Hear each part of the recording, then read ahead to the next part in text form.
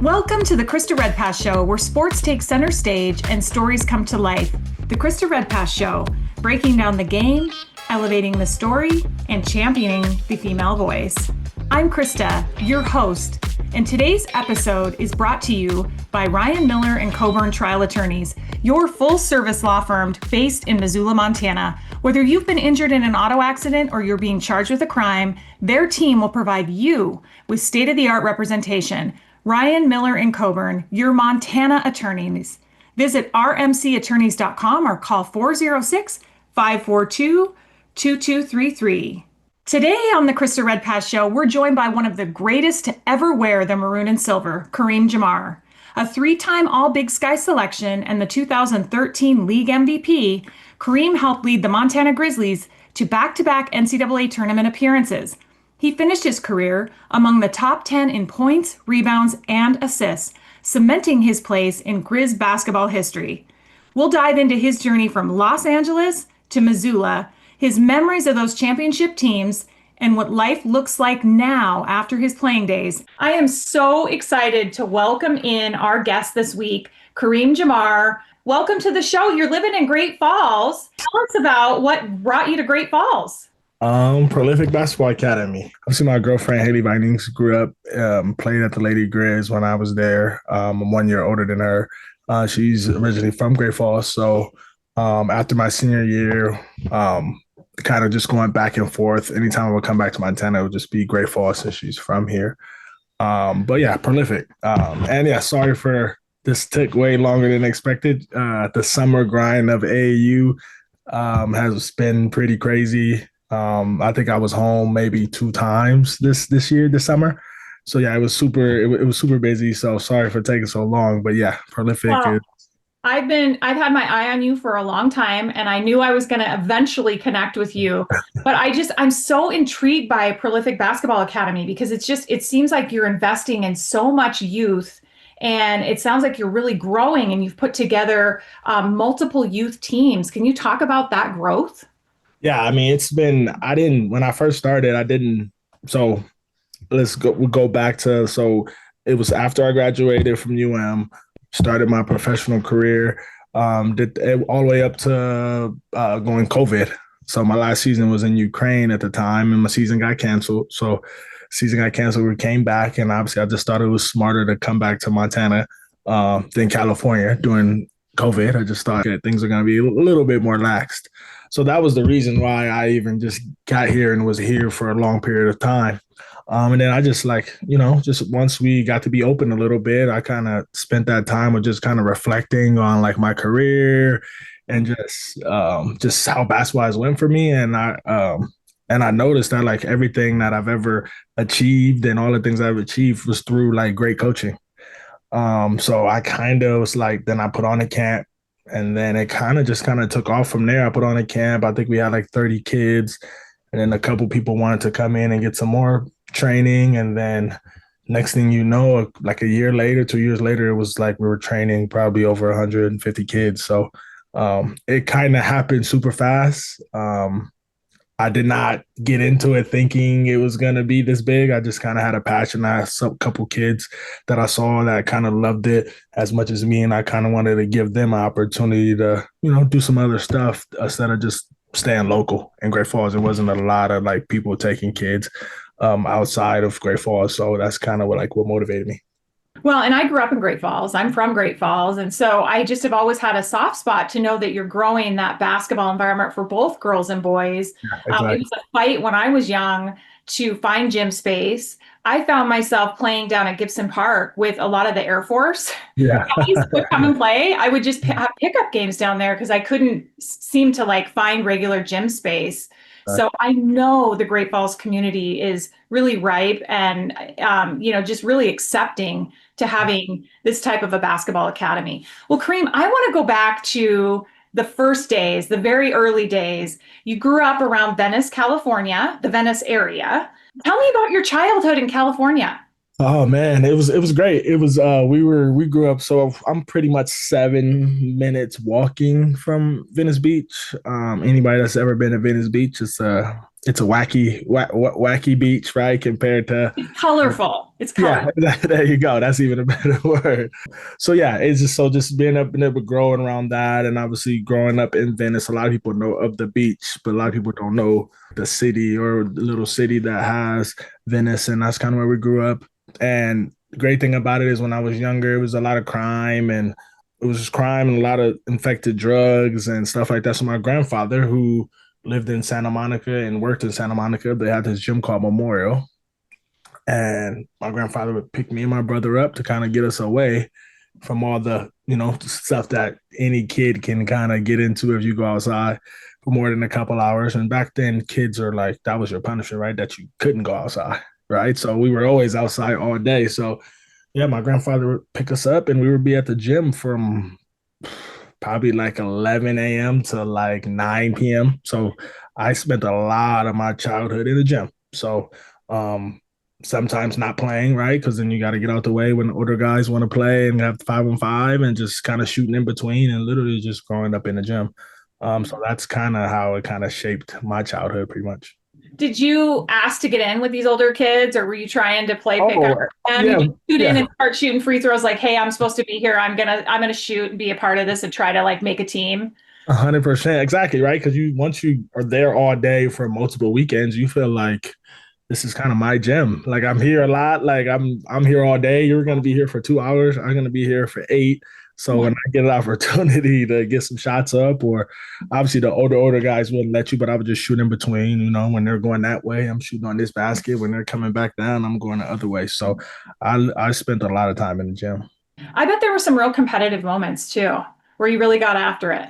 Yeah, I mean, just watching it, like you get to see it watching the game is so I was so lucky just to watch it, right? You get to take like it could have been an older guy, young high school guy, maybe somebody that was really good that maybe just didn't take that next step that was in his early 20s, and just being able to see the different personalities and different things that basketball kind of brings when you bring a group of guys together. Did you have some favorite childhood memories or anything that really stands out in California? Yeah, I mean, just like hanging my group of friends who I'm still close with now since we were like in first grade, just hanging out with them. I mean, once I was in Memorial and I started kind of playing travel basketball at like 9, started traveling, I guess, we first went to Florida, my first time getting on the plane. It was kind of surreal to like get on the plane, one, and then two, to go like play basketball at the Milk House Factory. So that was at National. So that was like a super big moment. And yeah, I just say that and just hanging out with my friends was always kind of good. I always had two lives, kind of like I had this like life over here that basketball was super serious, and I'm like traveling around different states to play basketball. And then you have your childhood friends, right? That just are like, just yeah, these are my friends, and they just know me for me being me, not this basketball player, but just like Kareem. You know what I mean? So yeah, those are probably my favorite childhood memories. So you had a standout career at Westchester High School. So were you playing high school ball in addition to AAU, or did it coincide, or was there separate seasons? Yeah, it was just separate seasons. It was AAU was always in high school. Once you got to high school, it was kind of like beginning of fall because I only played basketball. I never played football, so I would play in the fall, and then you have your winter season, and then we would play spring, summer. Um, Westchester is about 15 minutes away from my hometown, so it wasn't the school I was supposed to go to. Right, I grew up in Venice. I went to all Venice public schools, and Venice High School is really a football school. Like they're known for football, and Westchester is right up the street, obviously known for basketball. I mean, this is a rich tradition of basketball. Some people would tell you like don't go there because you won't play until you're a senior and stuff like that. And I know I had a couple of coaches, and they said, I mean, if this is what you want to do and this is where you want to go and you want to be this guy, you got to go like play against the other top players in the city. So I took that ride up there, the bus every day, and yeah, I kind of went to Westchester, and it was great. I mean, it was players that everyone. I think my senior year we had like 8 Division I players. Like you had people coming off the bench that still in Division I. So Westchester, yeah, it was great. So you achieved all city honors. You led your team to a California state championship.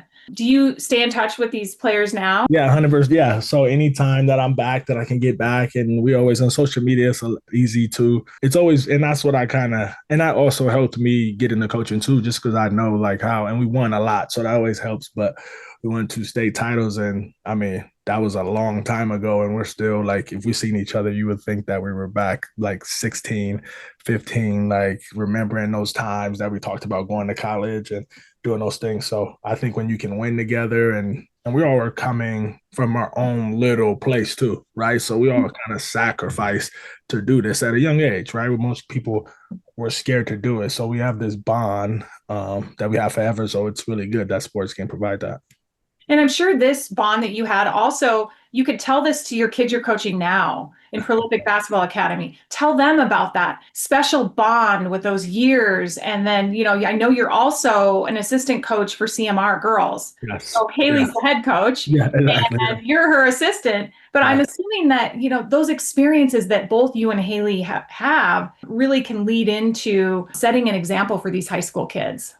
Yeah, I mean, that's the biggest thing I've always, especially high school. I think high school was always one of my most fun times. And that says a lot because I had an amazing time in Missoula, probably too much fun. So I like high school is great. I mean, you have no responsibilities really. I mean, this is the time where you like it's the most fun. You know what I mean? So that's what I always try to tell the kids. I'm like, you like enjoy this. Like some people are gonna play after, some people aren't. And this is literally gonna be the best time you get to play with your friends that you've probably, especially in Great Falls, that you've known since first grade, like second grade, right? Like you don't like so enjoy the time. So we're always trying to preach that and just taking advantage of a great opportunity that any high school sport can provide. So, Kareem, having this stellar high school career and a lot of success, you're a proven winner on the court, and then the recruiting starts. Can you talk about where you were recruited and how you were led to Montana? Yeah, I kind of so I always played for my like kind of mom and pops like travel team kind of called Hoop Masters, which John Fisher and Jerome Green got me into that. I really couldn't um, afford a lot of like the team fees that at that time where any most organizations were providing, and they just seen something in me and gave me an opportunity to kind of just get opportunity to play. So I just kind of stayed with them most of the time and just through loyalty. And these are the people that were picking me up. Most of the time, I was the person that had to get a ride with people and this and that. So it took a village to kind of get to where I got to, which also helped me lead into coaching because I realized during COVID, I was sitting there, I'm just realizing how many people helped me and how I got here was literally by the grace of other people's kindness. So that's kind of how that happened. So I was mom and pops until my last year of AAU. I played for Compton Magic, and which is like one of the top, if not the top, Adidas sponsored team. So when I did that, I was playing with four. I was playing with four people in the top ESPN 100 that were unranked, like that were top that didn't were like unsigned. So So impressive. right. So at that point they were unsigned, and you're playing with I mean the number 20th and the number 30th and top 10 people. So we have like 250 coaches at every game. Like it's like, you know what I mean? Because they're all unsigned. So everyone wants to see those guys. And once again, this is my first year actually kind of getting out there. And I played really well. Like I was the leading scorer in one of the Vegas tournaments, and that's where Montana was at. And I kind of got like 3 or 4 calls from there, which kind of like ticked me off a little bit. You know what I mean? Like it's like, all right, like I can't do any better than this right here, right? Like in front of all these coaches, I'm the leading scorer, and I'm also playing for my mom and pop's team too. So I was playing for 2 teams at the time. You know what I mean? So I'm playing double the games. You know what I mean? So I'm playing double the games, playing the best with these other top players. So Montana called and even like was wondering even if I like considered going there. St. Mary's asked if it was like kind of like, is this a real thing? Or did he just have like a moment? University of Detroit was interested in University of Portland. So it kind of went like to those kind of schools. So I took a visit to University of Portland. I was really leaning towards Portland hard. They had a 24-hour access where you could have a key card that you could just get in anytime. Like I was really gonna go there for that alone. Like, you know what I mean? Because I've always grew up in the gym. So you're saying that I could just get in the gym at any time. Like I'm going to college, like it's over, right? So I was really gonna go there. And then I took my visit to Montana, which I didn't even know honestly was a state at the time. Like I'm like, It's so crazy when you talk to other people around the US. I'm from Montana, but I mean, it is crazy that it just seems like it's Canada to some. yeah, So far north. Okay, but you got to talk about it. So, okay, you had to when you flew in. I don't know what time of year, but just go, yeah. okay, No, there was so there's yeah, they were Missoula. yeah, but they were smart, right? I flew in like right in the beginning of school, right? It's Okay. sunny. You know what I mean? You got the Football football. game maybe Yeah, going or something exactly. around. Yeah, they're going to Exactly. parade you out on the football field and say, hey, Uh-huh. look at Washington Grizzly. Exactly. So it was smart, and the guys there I really kind of connected with. Will Cherry was there, obviously there at the time, and then they had Sean Stockton and Derek Selvig, Brian Quaddy, like all these guys, and they were super nice. And AJ also came. He wasn't my host. Will was my host, but AJ came, just stopped by that night and just kind of told me if I thought this was like a good situation for me. Rest in peace to him. If he said, if this is a good situation for you, you should come. If it's not, then you shouldn't come. And you don't really hear that on the recruiting. Like, you don't, people usually just tell you like what they want you to know and blah, blah, blah. So that kind of stood out to me. And obviously playing open gym with those guys kind of like sealed the deal. And I was kind of ready to like commit. Like I thought, obviously it was sunny, it was great. I didn't really know anything that was going to turn the next couple of months of like winter or anything like that. But yeah, I was ready to commit. My mentor didn't let me do that because he was just like, okay, like you're gonna have a senior year. He kind of knew what I was gonna do. I was having a really good summer and I was gonna lean onto it. And we had a national schedule. I mean, our high school played on ESPN a couple of times. So he knew I was gonna like get out there, but I was already like, yeah, I thought I played against all these coaches. There's nothing else I can do, right? Like you see what you know what I mean? You saw what you saw. So I kind of was like, all right, I'm gonna just go to Montana and kind of like show like where I belong, and I'm gonna stick with Montana just because they wanted me. So yeah, I verbally committed instead of signing a letter of intent because I kind of got like tricked into like we had like talked and my mentor and me and him were going back and forth and listing the pros and cons. But like at 12, it's over. You can't like sign, you can't send it back. So when I found that out, obviously I was ticked off. So I just decided to verbal. So yeah, I went through my senior year and actually started getting calls from other colleges because I was having the senior year that he thought I would. And I kind of got like I was kind of bitter from the situation, honestly. I was just like, no, like I'm gonna stick with the people that already saw it in me when I played my best. So I said, oh, no, screw it. Like big schools came and I said, screw it. No, I'm gonna go to the University of Montana. And then there we go.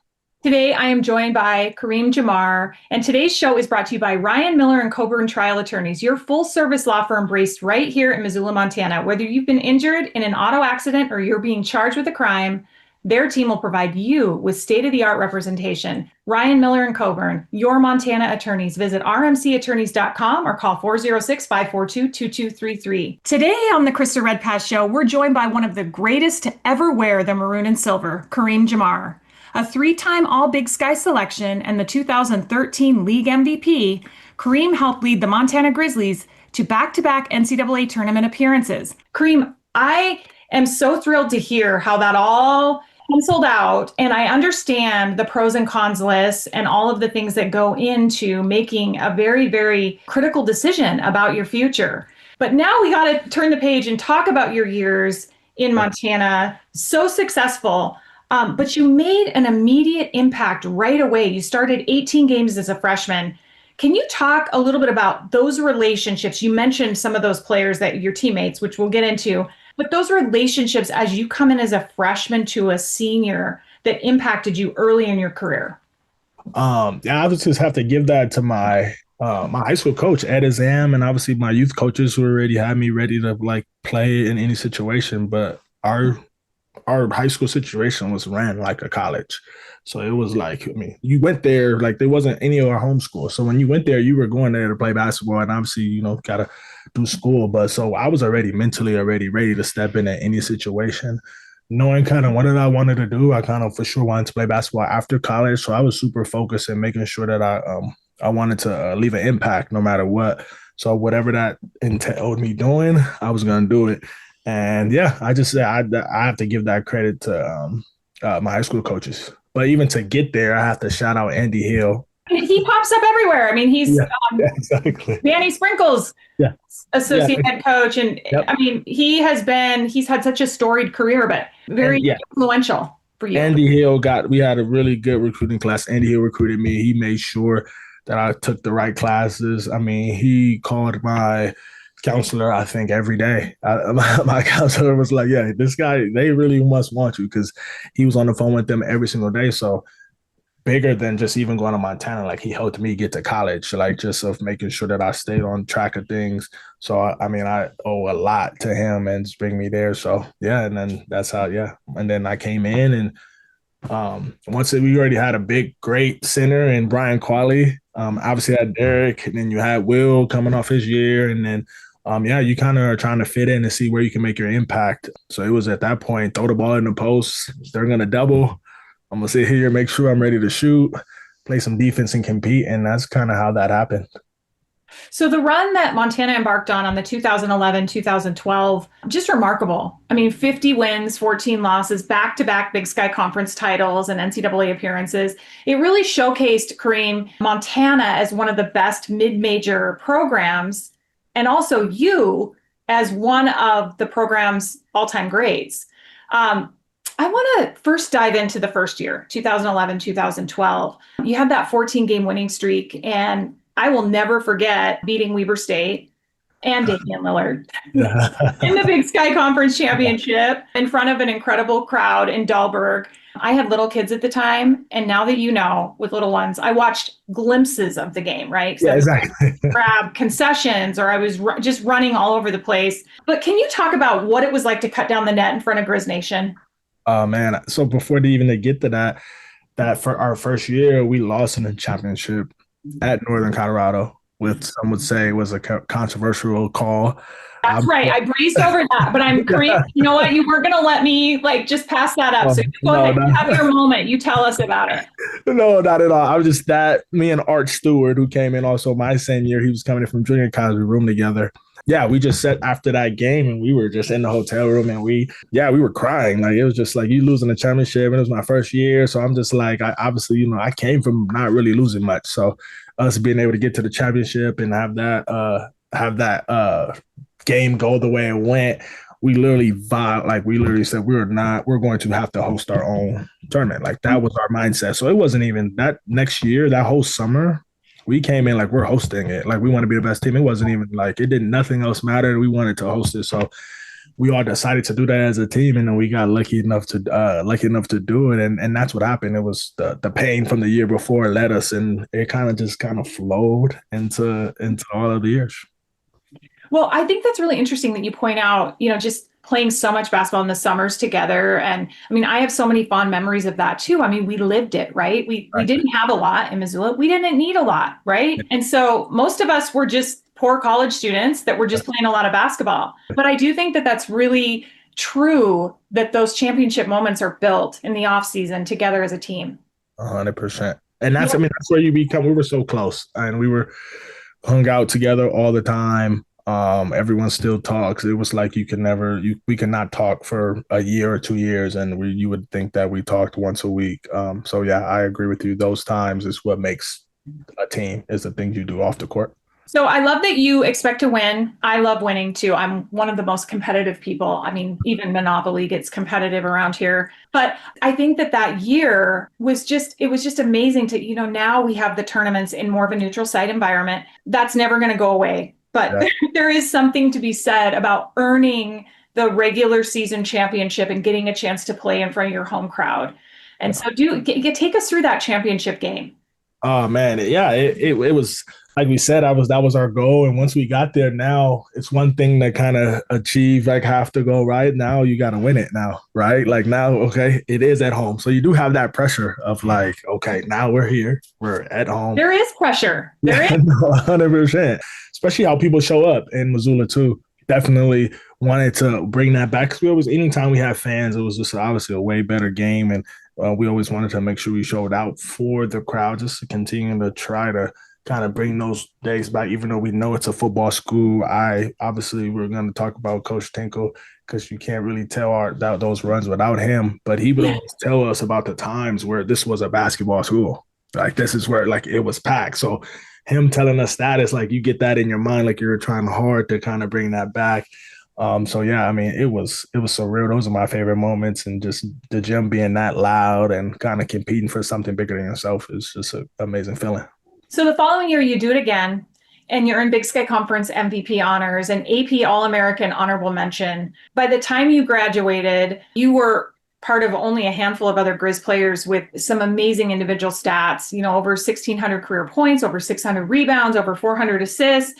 But you joined the ranks of the Griz greats, Larry Kristoviak, Michael Ray Richardson. Everybody knows Michael Ray Richardson, Sugar. Yeah. But also, Wayne Tinkle, your coach. Yeah.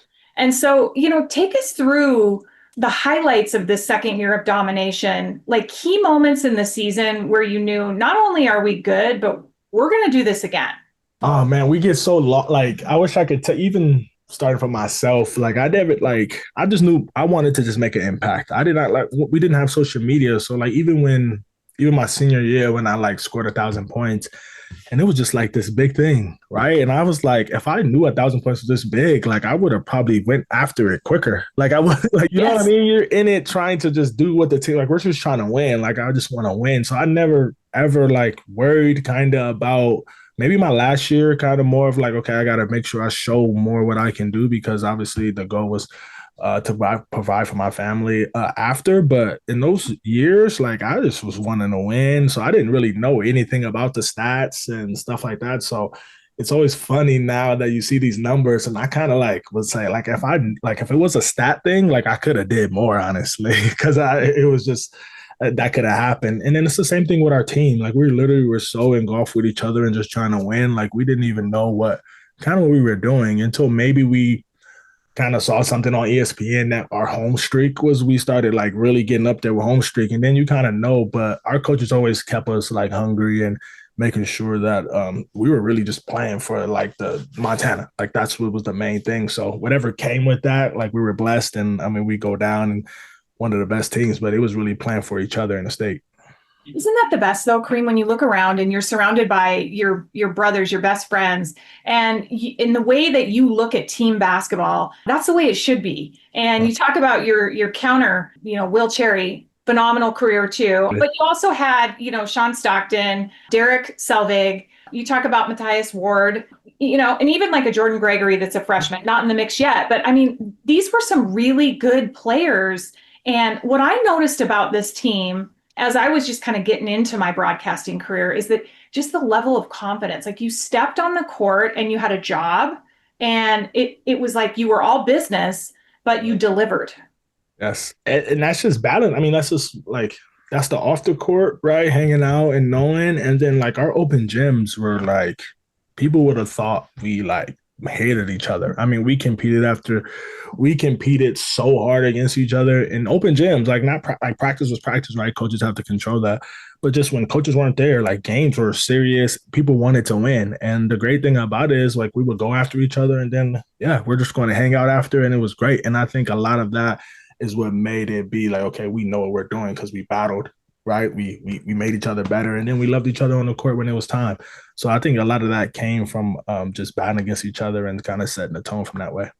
It's so interesting, the practice battles, because I feel the same way. I was part of some really good teams for the Lady Griz, and I feel some of our practices were just more even intense than our games. Yeah, exactly. I mean, the way we were fighting for minutes, right? Yeah. When you have championship teams, everybody's fighting to get out on the court.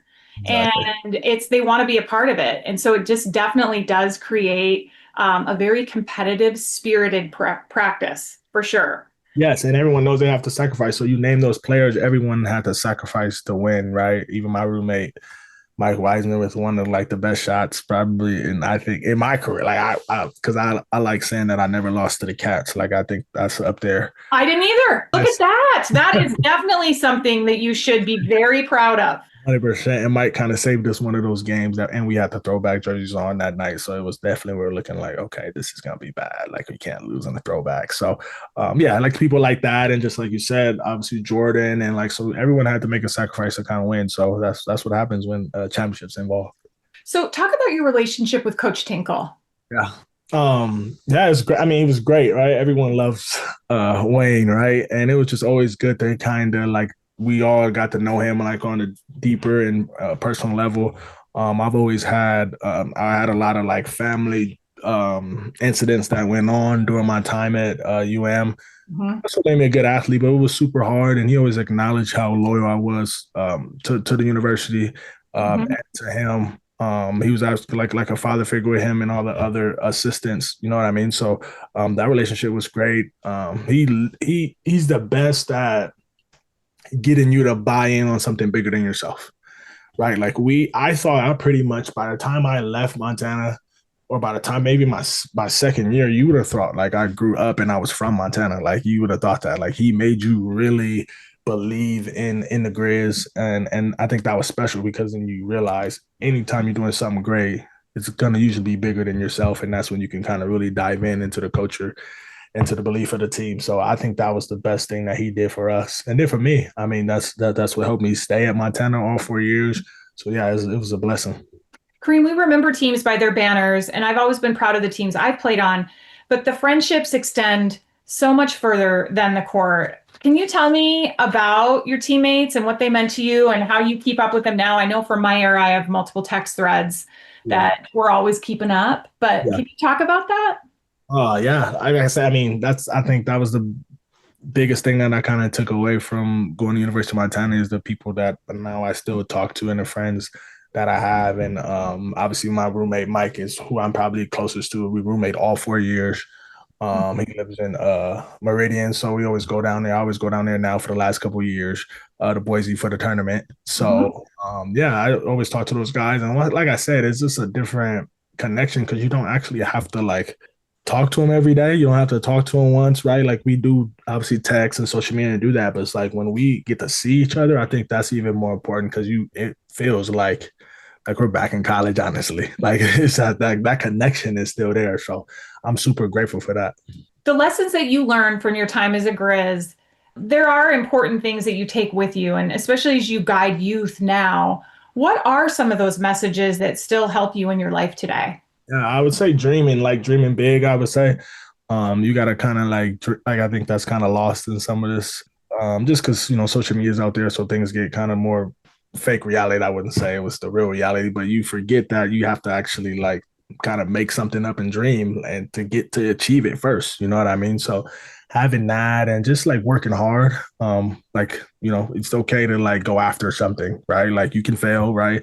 I never want our kids to like be scared to fail. Like just go after it as hard as you can. Regardless if you don't reach it, you will learn something from it on the way, even if you don't achieve what you really want to achieve. So as I said, working hard and dreaming, I would be say like the top two things. Fighting a personal injury case can be challenging. At Ryan Miller and Coburn, your personal injury attorneys in Missoula, Montana, will work with you to pursue compensation for your pain and suffering. Connecting clients to justice, your fight is their fight in defending your freedom. Visit rmcattorneys.com or call 406 542 2233. So you finish your career for the Grizz and then you embark on your professional career. So 5 countries, I think is what I was trying to follow you, mapping out where you went. Greece, Cyprus, Austria, Israel, Ukraine. Can you talk about some of these highlights and taking that next step and why you ended up in Europe? Yeah, I just kind of did that. So I did the pre-draft stuff.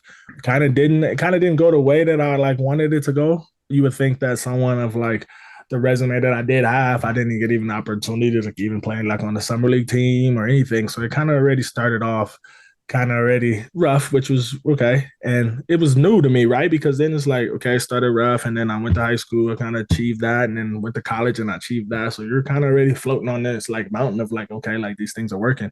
And then you realize, oh, this is an actual business, right? So like you get there and it's like, no, not it's not roses anymore, right? So I kind of had to work my way all the way back and kind of pretty much the sacrifice that I made my senior year, not playing a normal position, me playing the four, kind Mhm. of did set me up for what I really wanted to do, which I thought was not fair just because I did have the ball in my hands so much. So I didn't really like that. That's what they were like, agents, and that's what teams were kind of saying is that the position that I played is a reason. But I was just like, okay, yeah, I had the ball in my hands. So I don't know how that's a thing. So I didn't really achieve kind of what I wanted to do until maybe like 2, 3 years in. It was kind of rocky going back. So I kind of had to fight for my spot and ended up getting lucky enough to win 2 championships in Europe, in Austria, back to back, right? It was kind of weird, right? I won 2 back-to-back at Westchester, 2 back-to-back at Montana, and then 2 back-to-back here in Austria. So that was probably like my highlight of my European career right there, just being able to fight through things and then win those.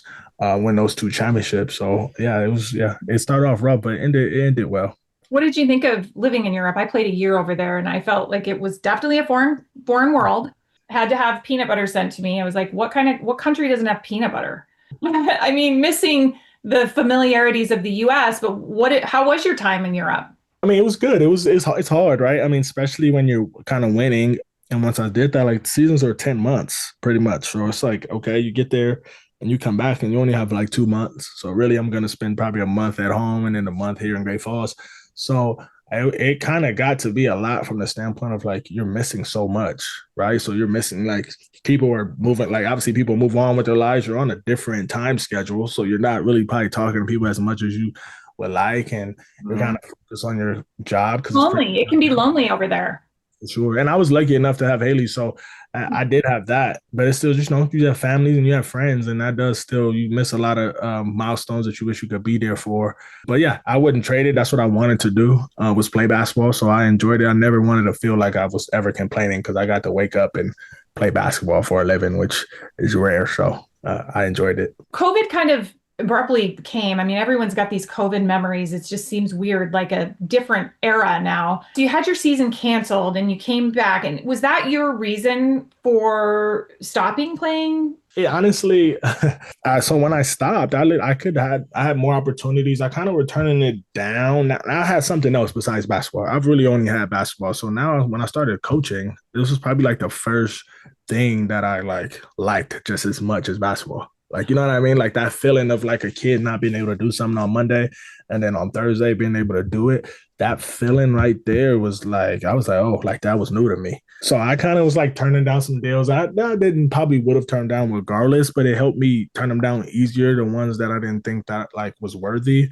because I was doing this other thing over here that was actually going really well and kind of blowing up. And then I like did it for like a year and then I kind of started missing it. So I went back actually to Austria, the team that I won championships with. And yeah, I kind of got there in half the season and then some like I was missing coaching and obviously some family stuff happened. And I was like, I think I'm done. Like, I think I need to go finish this out. And that's what happened. I kind of stopped. And I was having my best career time, like my best numbers. And I was going to be set up pretty much for the rest of my life. And I kind of just was like, I'm going to do this thing over here. So I don't really tell people that because I do feel like it's different when I like stop something. Like I gave up basketball to like do this. You know what I mean? So it wasn't like I just ran into this or like I chose this. So I didn't know it was gonna go this well. And I think everything happens for a reason. So I think that maybe me giving up something to get something I think helps. And yeah, that is a great decision. What an impressive journey. And of course, I just think it's fantastic that you're in Great Falls. You have Prolific Basketball Academy in Great Falls. Have you ever thought about expanding it or are you going to keep it centralized in Great Falls? Well, right now we're actually we have partnered with the airport authority of opening up a gym. As you say, you grew up in Great Falls, you know how scarce the gym availability is. And guess what? It hasn't changed all these years later, right?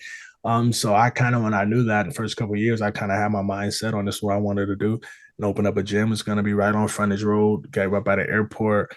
So yeah, that's our next kind of big thing is open up a gym. Just like I grew up being in a gym, so I kind of want kids to have the opportunity to leave the house and just go hang out. And not even if sometimes it's going to be serious training, other times it's just literally hanging out, shooting around, just, developing that love. And that's how we don't get to have that opportunity here, one, because it snows most of the year. So that takes it away. I was lucky enough to be in sunshine 98% of the time. So just being able to get this gym built, it's going to be called Terminal 360. So that's our next step for Prolific. So I'm super excited about that. That is really exciting. That's huge, Kareem. That's quite a large undertaking, but wow, these kids are so lucky. Can you talk a little bit about this summer? You said you were super busy with teams. Do you have any rising stars that you feel like, hey, they're going to be in the conversation here in the high school scene?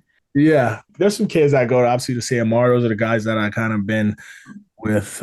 I'm a kind of old school guy, so you guys, whoever you see for CMR, that's going to be good. Those are the people that I'm talking about. I don't want to give them too much of a shout out. They have to finish to get the job done first. But you like a group that you have that you feel like collectively too. Yeah, and there will be some standout players, but those are the kind of now they're going to be juniors, and that actually most of these kids are the reason kind of why I retired, actually, because I had them since they were sixth grade. So it is kind of weird being able to see those kids kind of grow up and like go through their changes and stuff like that. So yeah, I'm super excited for them. So I want to switch gears just a little bit and talk about family and work balance. And Haley, obviously a lady Griz, and I remember a game Haley had her senior year. She hit a Yes. clutch three to beat the Yep. Cats by one. I'll never forget that. That was incredible. Her mom also, Marty Kinsler, phenomenal player from 87 to 91. Obviously, winning is in your bloodline here, even with the Vinings. Now you're a dad, daughter. Yep. Daughter. Her name is Okay. Elle. And do you bring her into the gym? Do you and Haley have her around the Yeah. gym? So we've been everywhere. We this summer we or the spring we signed up to play on the Adidas circuit. So our prolific's kind of a part of the Adidas circuit now. And we were pretty much, I think she's already been to like 10 different states already. Yeah, we got pretty lucky with her demeanor. She does pretty well. She doesn't like if she only cries if there's actually something going on, which is good. So if she's hungry or if she's tired or needs to be changed. So we're pretty lucky. She's actually, I think, now at the end of the summer, now she sees a ball, she gets super excited. She acts like she hits the ball, so I think she thinks she's dribbling. So I think it's weird to see her already take to the game that obviously we already loved, and her mom obviously loves basketball, super determined, and then you add me in there, so I think she's set up pretty nice. I think we'll see. Kareem, do you have a favorite saying or motto that you live by? I mean, I always like to tell mine. I like the thousandth mile journey begins with one step, or if you don't go out on the edge, you're never going to see the view. There's a few things that drive me in my personal and professional lives. Are there any that drive you? Yeah, I think I have a couple out. One of them is fearless wins. I think that's the biggest thing. Ooh, that's good. Yes, and so I think that's always huge. I needed that a lot of times in my career, just because we, if anything, we want to be successful so bad that sometimes like we maybe like are fearful from that, and we like maybe hold on to it too tight, rather just like trusting in like the work that we put in, just being fearless. Usually that always works out for the people. The people that always done great things in the world, they're usually just did it right. They were fearless in that. And then another one is the more you work at peace, the less you will bleed during war. Just kind of like, just a hard work thing, right? Like the more you can do, and we all have seen different ways that people put this together, but the more you see when no one's watching and doing those things is the better you'll do when everyone's watching. And that's obviously what we all want. So Those are really good. I can't, those, I'm quoting you on those. So those yeah, are, no, that's 100%. Yeah. awesome. Kareem, this has been this time has flown by. We're actually at the end of our interview here, and I feel like I could keep going with you. Do you have any special shout outs to anyone, or do you want to add anything that we didn't cover? No, I think we covered everything. Thanks for having me. I'm not a big social media even. I always look back, and I even had to kind of look back at my career a little bit It's when fun I to do. revisit it, isn't Yeah, it? it is. It's It fun to go is back down memory lane. for sure. So it was good to look back and kind of see what I did. I'm so like obviously I love more talking about our wins as a team. So just looking back at kind of what I did individually is always kind of special. And yeah, just Terminal 360. Shout out to obviously Great Falls. Terminal 360 is next up for us. So I'm super excited for Great Falls and for Montana. I really want to do it. Hopefully I can get it big enough to where it can be a one-stop shop for people to come in and get some work done. So yeah, I'm excited. Thanks for having me. So where do we find you? Like, where could we follow you and find you, and how do we contact your gym? Yeah, so we announced it. We're probably going to social media up here in the next week or so. It'll be Terminal 360 on Instagram, and you can check out kind of some floor pans on MT Prolific Basketball Academy.com. Yeah, and that's the next step. So, Kareem, we've learned a lot about the Terminal 360 and your plans to build this gym and bring this amazing facility to the Great Falls community. But how can people get involved? Can they donate to your gym? Is there going to be a place where will you take donations? Yeah, so I'm now taking the next step. So for sure we're gonna get one floor done, right? And it'll be great for I guess Great Falls and me if we can get one court, but I really want to make this a multiple court situation. So we are looking at investors and donations. You can reach out at mtprolificbasketballacademy.com and just going from there. Obviously we're kind of a long way from the standpoint you need multiple bids. I have a couple bids, but just taking that next step and trying to just get people super excited about this. So yes, if you can reach out to that email, it'd be great. I do. It's for the community, so it's gonna be built through the community for the community. So hopefully that we can kind of get some traction going with that. So exciting. Thank you, Kareem Jamar, for joining us today, and we'll keep up with you on your social media. Thank you. This is the community tip where we take a moment to highlight what makes Montana feel like home. Pete Hamill, the Montana Vertical Raise rep, your premier online fundraising platform, joins me today. He has been on a statewide tour bringing vertical raise across the state of Montana. And today, Pete, I want to talk about Montana tips that relate to Great Falls and food recommendations. Can you talk about where you like to eat when you're in Great Falls, Montana?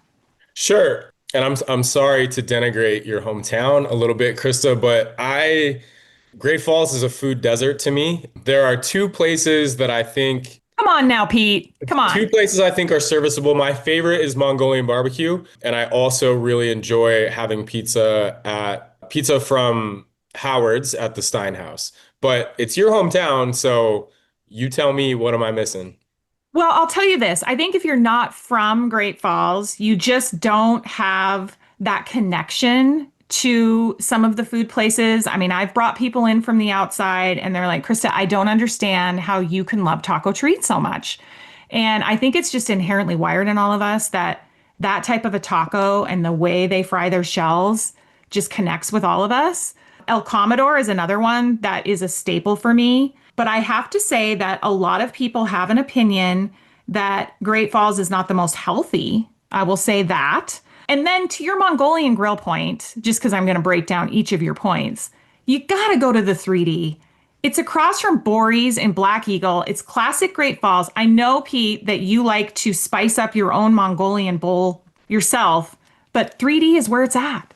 Okay, I won't knock it until I try it. The next time I'm in Great Falls, I will go to 3D. But I'm going to push back a little bit on people not being from Great Falls, not understanding the connection between some of those Mexican places. I think maybe there's an argument to be made that if you're not from Great Falls, you know how much better some of the stuff that's out there can be. And so you've got more context to know that it's just not great. Look, Great Falls is known for its wide open skies, the beautiful Missouri River flowing through Great Falls. We might have blinders on for what we see and how we articulate Mexican food. But I'm telling you, I am so proud from being from Great Falls. And I have a taco treat taco here in Missoula. It is not the same. It is absolutely not the same. And so there is something about what they do in Great Falls that makes all of us go crazy for taco treat. I'm looking forward to checking it out. Pete, thank you so much for your opinion on the community tip regarding eateries in Great Falls, Montana. You're welcome, Krista. Thanks for having me. I'll talk about restaurants with you anytime. Thanks as well to Kareem Jamar, former Griz great and current owner of the prolific basketball academy in Great Falls, Montana, for the insight and for taking the time with me today. And thanks to you for listening. This week's episode of the Krista Redpath Show was brought to you by Ryan Miller and Coburn, your Montana attorneys.